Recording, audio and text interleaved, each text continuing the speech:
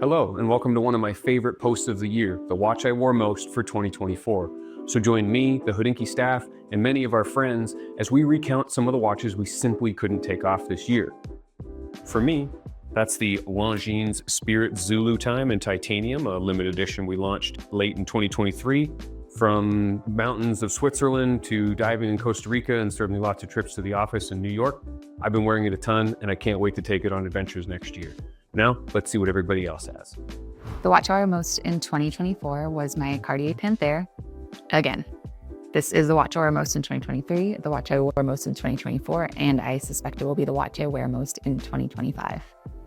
I've worked at HODINKEE for nearly a decade at this point, and this is the watch in my very small collection that continues to feel most like me. It makes me feel both effortless and elegant, and that's really the only thing I'm ever going for.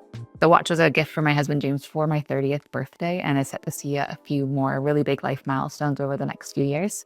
So we're excited to see what other memories we can make with it. Hi, I'm Jason Heaton. I'm a freelance editor-at-large for HODINKEE, and I have to choose the one watch that I wore the most in 2024, which is a tough call because I rotate through about 3 or 4 regularly. But since I can only choose one, it's going to be this one, my titanium Blancpain 50 Fathoms automatic. This is a watch I've had for a couple of years, and it's been underwater on my wrist a lot, including under the ice and diving wrecks in the Great Lakes and in French Polynesia. And then this past summer, I was able to take part in 2 5-day expeditions in the Channel Islands off the coast of California, wearing this watch with Oceana. You know, as an avid diver and as someone who kind of really appreciates the lore and history of diving and diving watches, Blancpain obviously holds a special place in my heart. And there's something about this watch, I think it's the mix of its kind of bold design with kind of the history that's in it through the brand, as well as, you know, it's high watchmaking, but it's a piece that really encourages me or inspires me to get out and have adventures with it. And I think that is it's something that I've always held important. And if I've got anything of a motto, it's not about the watch, it's about what you do when you're wearing it. And that applies especially to this one. The watch that I wore most this year is my Habring Irwin Piece Unique.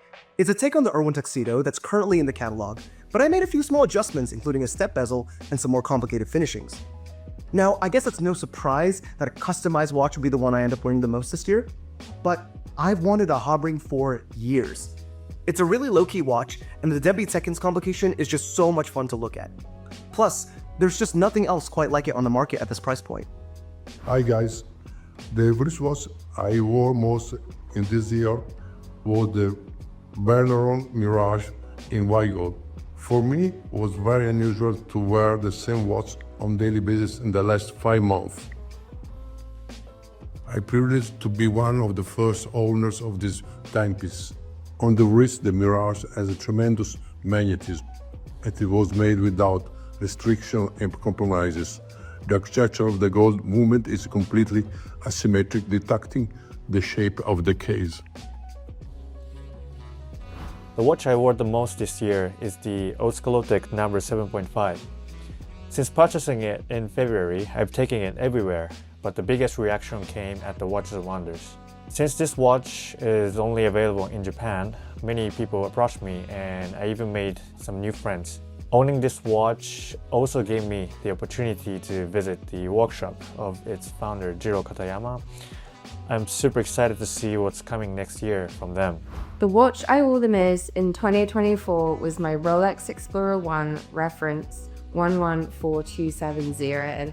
It's definitely a daily wear, goes with everything. I purchased it when I first started working at HODINKEE, so it'll always have a little special place in my collection. And to be honest, the time's probably never set correctly, much to the chagrin of my co-workers, but it's my definitive Normcore watch, and it's my watch I wore the most. The watch that I wore the most in 2024 is my Rolex Datejust 41, reference 126300. It's a watch that I took in on a trade earlier this year and really never expected to own, like, or wear it as much as I did. In this configuration with the Jubilee bracelet and the smooth stainless steel bezel, the watch just wears incredibly well in a variety of settings, on dressy days with a pair of dress pants and a blazer, or with t-shirt and jeans. it just wears so well. It's thin on the wrist. This bracelet is amazing. It's accurate, it's durable. It kind of does everything, which is why it's my most worn watch of 2024. Hi, my name is Yusuke Mutagami. I'm an editor at HODINKEE Japan. The watch I was most in 2024 was this one. Rose in Spirit Zero Time HODINKEE Edition. It's a remarkably lightweight and tough. As a ZMT watch, it's super easy to use, and it was a great help during my work trips abroad. But more than anything, wearing this watch has been a great conversation starter with fellow HODINKEE lovers. For me, it feels like a badge of identity, symbolizing that I'm part of the HODINKEE family. The watch I wore most this year is my Rolex GMT Master 2 Pepsi.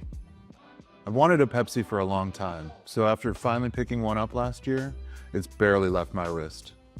It's the first thing I grab in the morning, whether I'm at home in New York or on the road in Geneva, Japan, or Singapore, and I'm hoping it'll be that way for a long time.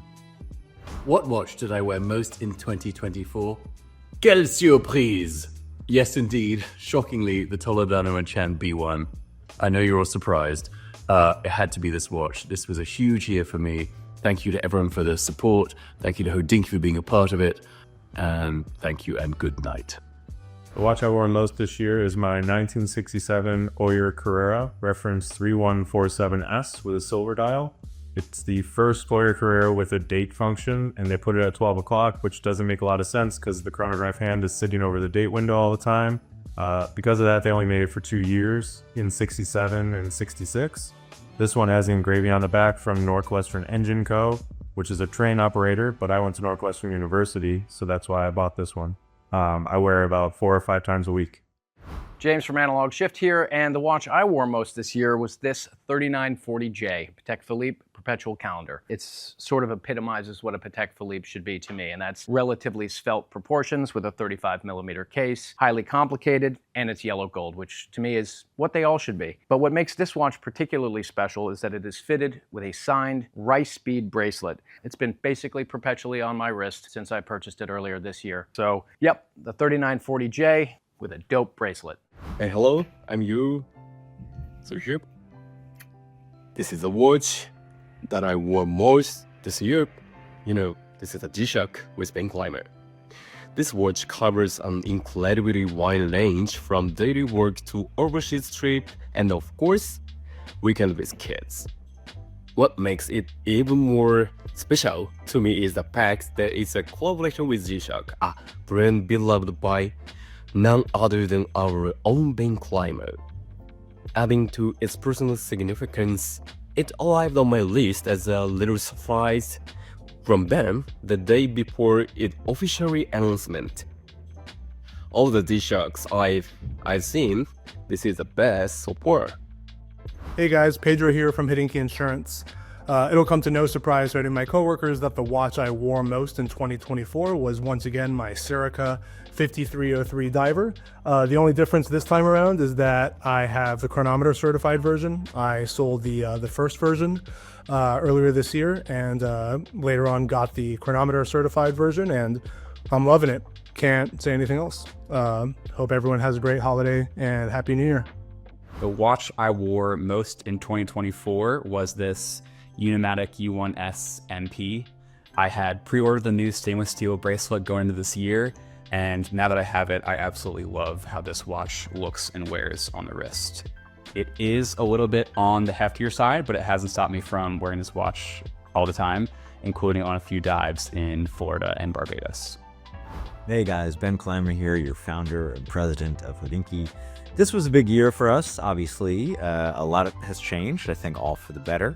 And with that, I am back in the role of leading this company that I started so many years ago, which is really exciting. And with that, I've returned to basics in many ways, as I talked about in a story recently. And the watch that I find myself wearing a lot is not too dissimilar from last year, which was a Day-Date, Rolex Day-Date. I still wear that watch a real lot, but this is my first full year owning a watch that is going to come as no surprise, and I think I'll probably get a few eye rolls here. But this is the watch I wore the most. It's the Rolex Daytona Le Mans, in white gold. This watch is everything I love about watchmaking, minus the hype. It's just awesome. I love Daytonas, always have, always will. I love Paul Newman's, always have, always will. It's precious metal. I find myself wearing precious metal watches more than steel these days. This one's starting to get beat up. I've had it for about 14 months now, wear it all the time. The runner-up here should also kind of come as no surprise because, you know, if the Le Mans Daytona is a very me watch, this is arguably even more of a me watch because it literally has my name on it and I designed it. This is the Ben Clymer G-Shock that we did earlier this year, the final watch in a collection that was kind of conceived by John Mayer. It is awesome. I designed it. I love it. I wear it all the time. It's kind of my companion for almost every weekend. I wear it for travel. It's just an awesome thing and really a great memory of the last 16 years of doing HODINKEE. So these are my watches that I wore most.